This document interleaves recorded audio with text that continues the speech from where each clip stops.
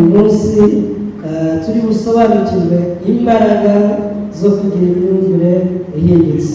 Kuri uyu wa mbere ikigo cya International Youth Fellowship cyatambukije inyigisho rusange ku banyarwanda biganjemo urubyiruko aho bigishwaga ibijyanye no guhindura imyumvire. Guhindura imyumvire ngo ni urugendo rurerure ariko rufasha iyo warukoze ageze ku ntego ze. Uyu ni Reverend Dr. Han Mokri, umuyobozi mukuru wa International Youth Fellowship, aho avuga ko biyemeje kuzenguruka isi batanga ubutumwa kuko basanze bwafasha benshi nk'uko nabo bwabafashije.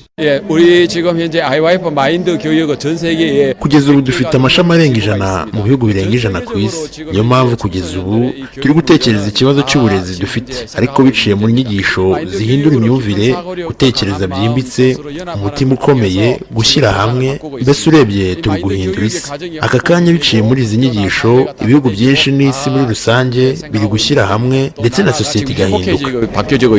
Abitabiriye izi nyigisho mu bihe bitandukanye bavuga ko ari iz'ingenzi kuko zabafashije kuva mu bwigunge mu bihe bikomeye bagahaguruka bakiteza imbere n'imiryango yabo. Ntabwo izi nyigisho ari ubwa mbere mpuye nazo, zarampinduye cyane mu mibereho yanjye. Nahinduye imyumvire kuko nahuye na jenoside. Nari umuntu wihebye, nanjye nifuzaga kuba nanapfa nkavaho rwose. Umuyobozi wa IYF mu Rwanda yanyigishije guhindura, yanyigishije guhatana n'ibibazo aho kugira ngo mbitinye mbihunge, ahubwo mbyinjiramo. Uyu munsi meze neza, uyu munsi mfite amahoro. Hari ukuntu umuntu ashobora gutekereza ariko imitekerereze ye iri hasi, ariko iyo utekereje ibintu byagutse nturebe ku kibazo ufite ahubwo ugatumbera ku cyo ushaka kugeraho, byanze bikunze icyo kintu ukigeraho. Nitabiye ino International Youth Fellowship ifasha abantu mu mitekerereze, mu bintu bijyanye n'imitekerereze no guhindura imitekerereze. N'ibiganiro byiza,